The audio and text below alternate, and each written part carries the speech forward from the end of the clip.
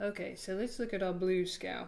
Now I'm going to start on 5th fret, because when you get up to 5th fret, as you can see, the frets get narrower, whereas down here they're quite wide, and that kind of stretch is quite hard, especially for a beginner, and especially if you're on this kind of guitar. If you're on an electric guitar, it's not quite so bad, but if you're on an acoustic, it's quite a thick neck, so it's gonna hurt.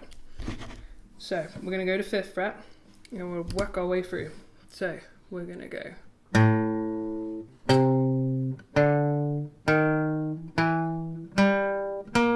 Ooh, let's try that again.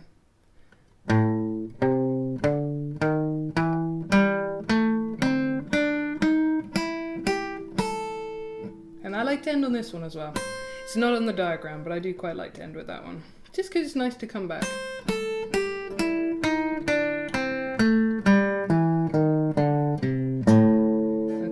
And then you can, once you've got that stretch down, and you notice that I'm keeping my first finger here, my second finger is working around this fret, third finger around that one, fourth, or little finger I should say, little finger around this one, so I'm keeping it in sequence.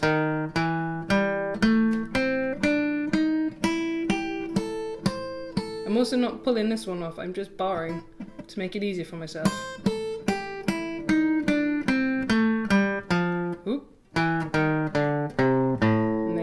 This is good for training your fingers as well. And don't worry about mistakes, that's training your ear all the time. It's good to not be looking at this. Just try and look at the piece of paper that you're following, or look at the wall, something like that. Don't look at your fingers, because you want to train them up so that they know that's right. And if you go wrong, like that, then it's okay. Right, so it's got to be near it. So there you go. You're training them up all the time. Mistakes are our friend when we're learning guitar, okay? Definitely our friend. So once you've got that, then you want to try a few hammer-ons. So a hammer-on is when, I call this an anchor. So you've got one note to start with, and then you throwing your fingers on. And you're going to notice it's much easier to throw these ones on than these ones. These ones are a little bit like, ah! But your middle finger is very strong. And if that one's down, that one tends to follow suit. Much easier. So practice that. That's a great little exercise.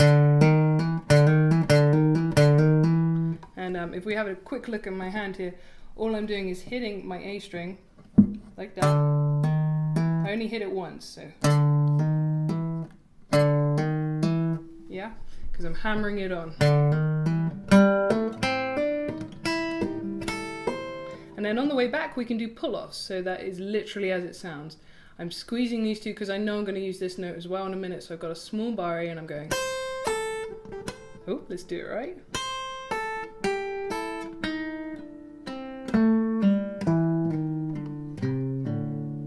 And you can hear I'm hitting other notes there, so I'm clearly needing more practice. But that's okay, we'll just do it again.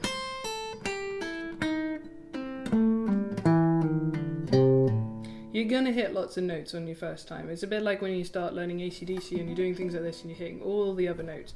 Don't worry about it. That's okay. Again, it's training your ear and it's training your hand to try a different angle. So you saw then, first time I did it, I'm quite flat and I'm hitting a lot of the notes. But if I just rotate slightly and if I pull up a bit more vertically, it's not quite so bad. Okay, so it's all experimentation, don't worry about it. And it's all good. All of this is great for your ears, great for your fingers, and then soon you'll be stretching as far as that and you'll be like, yay, look at me. Oh wow, that's pretty good.